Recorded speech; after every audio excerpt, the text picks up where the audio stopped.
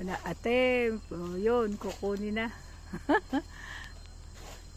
Ayan, para hindi daw dahan-dahan ang pagbagsak, ano.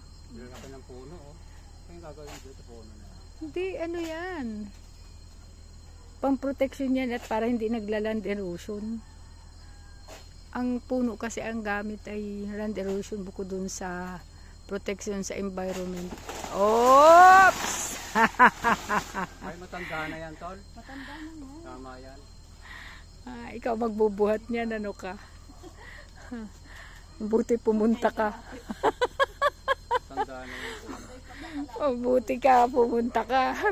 Maganda yung pagkakalapit mo. Ikaw ang bubuhat mga niyan. ilang linggo lang yan, tutubo na yung mga puno, ano yan. Oh, babawasan mo Ano tawag talaga doon? yan. Tawag Yung doon, suwi. Yung suwi. Oo, yung magtutubuan yung mga bagong ano.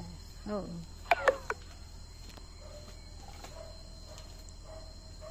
Ayan na. Ang ganda ka mo. Tanda na yan. Oh. Ha? Hey, hinog na, oh. May hinog na nga. Ayan na, oh. Diba? Ang ganda. Oh, hinog na, oh. Nakita ako. Oh.